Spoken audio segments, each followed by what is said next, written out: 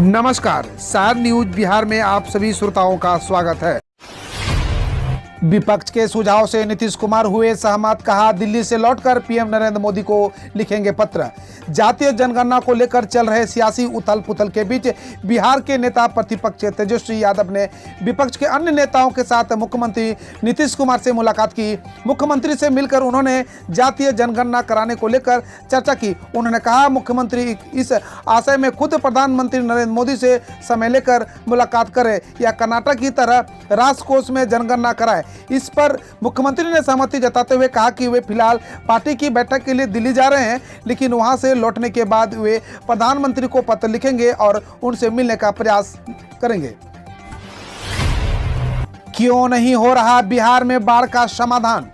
सब जानते हैं कि नेपाल के पहाड़ों से आने वाली नदियां बिहार में तबाही मचाती है, तो क्या भारत और नेपाल दोनों को इसे समाधान के प्रति उदासीन है? शायद हाँ, तभी तो नेपाल के बरहा क्षेत्र में बांध निर्माण के लिए सर्वे का काम आज भी दोनों देशों के सरकारों के उदासीन रवैये के कारण अटका पड़ा है। नेपाल के साथ साथ भारत की केंद्र सरकार भी इसके निर्माण में दिलचस्पी नहीं दिखा रही है। एक तरफ बाढ़ की परियोजनाएं अधूरी पड़ी हुई है, तो नदियों को जोड़ने की योजनाएं भी धरातल पर नहीं उतर सकी है। कईयों को तो कभी केंद्र सरकार की मंजूरी का इंतजार है।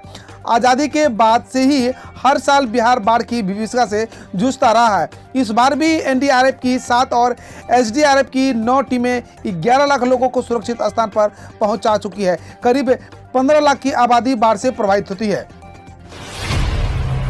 बिहार में अब शिक्षकों की ट्रेनिंग और इम्तिहान इन परीक्षा में लाने होंगे 70% नंबर।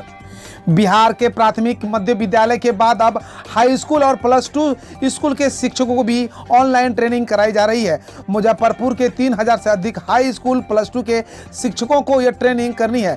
इस ऑनलाइन ट्रेनिंग को कराने के लिए जिले में टेक्निकल एक्सपर्ट की एक टीम बनाई गई है। ट्रेनिंग किस तरह करनी है और कितने दिनों में पूरा होनी है, इसको लेकर यह टीम इन शिक्षकों को ट्रेन करेगी। बिहार में फर्जी अभ्यर्थियों और जिन नियोजन इकाइयों पर प्राथमिकी हुई उसकी सूची तलब। शिक्षा विभाग ने सभी जिला शिक्षा अधिकारियों को निर्देश दिया है कि वे उन नियोजन इकाइयों तथा वैसे फर्जी अभ्यर्थियों की सूची उपलब्ध कराए जिनके खिलाफ प्राथमिकी दर्ज की गई है। यदि इस संबंध में शिक्षा विभाग किसी भी पदाधिकारी द्वारा शिथिलता बरती जाएगी तो उनके खिलाफ कार्रवाई की अनुशंसा की जाएगी। दुनिया में झूठे लोगों को बड़े हुनर आते हैं। एक आईएएस के तबादले पर रो रहे हैं बिहार के लाखों लोग। सोशल मीडिया पर मुहिम। अक्सर सुनने में आता है कि अधिकारियों के रवैये से नाराज जनता उन्हें हटाने की मांग करती है, लेकिन बिहार की एक आईएएस ऐसे हैं जो लाखों दिलों पर राज करते हैं। ये हम नहीं कर रहे हैं, बल्कि आईएएस के अधिकारी डॉक्टर रंजीत कुमार सिंह के तबादले के बाद कुछ ऐसा ही प्रतीत हो रहा है। प्राथमिक शिक्षा निदेशक डॉक्टर रंजीत कुमार सिंह का 4 दिनों पहले तबादला हुआ है। उसके बाद सोशल मीडिया से लेकर हर जगह तबादले स्थगित करने की मांग की जा रही है। कोई तबादला स्थगित नहीं करने पर आत्मदाह की चेतावनी दे रहा है, कोई सरकार को घेरने की बात कर रहा है, तो किसी की आंखों से आंसुओं का सैलाब निकल रहा है।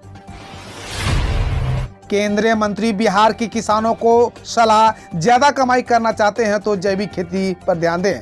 जदयू के राष्ट्रीय अध्यक्ष और केंद्रीय इस्पात मंत्री आरसीपी सिंह ने गुरुवार को बिहार के सर्वांगीण विकास के लिए किसानों को आय बढ़ाने की आवश्यकता पर जोर दिया है। पटना में पार्टी कार्यालय में आयोजित एक वर्चुअल कार्यकर्ता मिलन समारोह में नई दिल्ली से बोलते हुए आरसीपी सिंह ने कहा कि बिहार का विकास काफी हद तक किसानों के आर्थिक विकास पर निर्भर करता है। केंद्रीय मंत्री ने बिहार के किसानों को सलाह देते हुए कहा कि अगर खेती में ज्यादा कमाई करना चाहते हैं तो जैविक खेती पर ध्यान केंद्रित करें। आरसीपी सिंह ने किसानों से अपने उत्पाद की गुणवत्ता में सुधार करने की बात करते हुए कहा कि उत्पाद की पैकेजिंग और मार्केटिंग समान रूप से महत्वपूर्ण है। बीजेपी विधायक ने किया बड़ा खुलासा, बोले बिना 3 साल के अनुभव के बिहार में कैसे संचालित हुई दिल्ली की एक कंपनी।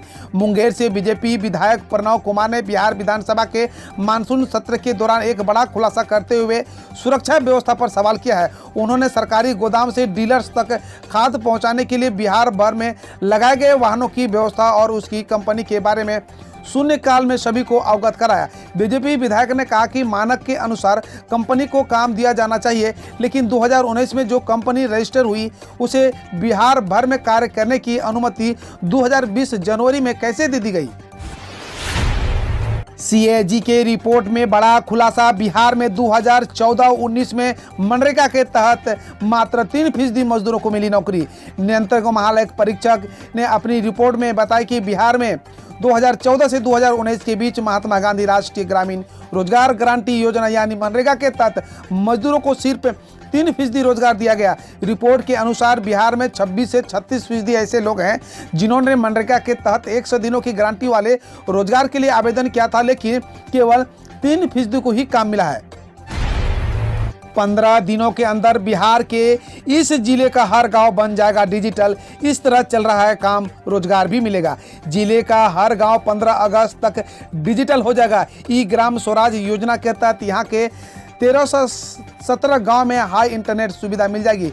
योजना के तहत 2 प्रखंड पूर्णिया पूर्व और केनगर को छोड़ शेष 14 प्रखंडों में ऑप्टिकल फाइबर बिछाने का काम पूरा कर लिया गया है। साथ ही जिले के 654 सरकारी भवनों में हाई इंटरनेट कनेक्शन दे दिया गया है। उप विकास आयुक्त मनोज कुमार ने बताया कि 15 अगस्त तक यहां के प्रत्येक गांव के हर घर FTTH द्वारा हाई स्पीड इंटरनेट सुविधा लाइव उपलब्ध हो जाएगी तथा संपूर्ण जिला पूरी तरह डिजिटल हो जाएगा। बिहार विधानसभा में बन गया इतिहास। स्पीकर विजय कुमार सिन्हा बोले, मुझे बताते हुए खुशी हो रही है। बिहार विधानमंडल के मानसून सत्र शुक्रवार को आखिरी दिन था। इस दौरान बिहार विधानसभा में इतिहास रच गया।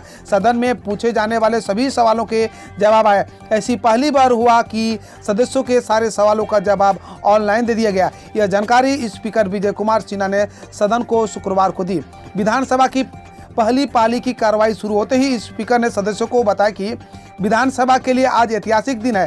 सरकार ने जनता के प्रति जवाबदेही और संवेदनशीलता का परिचय देते हुए सारे सवालों का जवाब दिलवाया है। स्पीकर ने बताया कि मानसून सत्र के अंतिम दिन शुक्रवार को ऊर्जा, पर्यटन, स्वास्थ्य, निधि योजना एवं विकास जैसे विकासों के सवाल के लिए गए हैं। विधानसभा अध्यक्ष विजय कुमार सिन्हा ने कहा कि यह बताते हुए खुशी हो रही है कि सरकार ने 100% सवालों के जवाब पहले ही दे दिए हैं। हम रोज ऐसे ही आपके समक्ष न्यूज लाते रहेंगे। यदि आपने अभी तक सार न्यूज को सब्सक्राइब नहीं किए हैं तो पहले फटाफट सब्सक्राइब कर ले, साथ ही बेल आइकन को दबा दे ताकि कोई भी अपडेट आपसे मिस ना हो।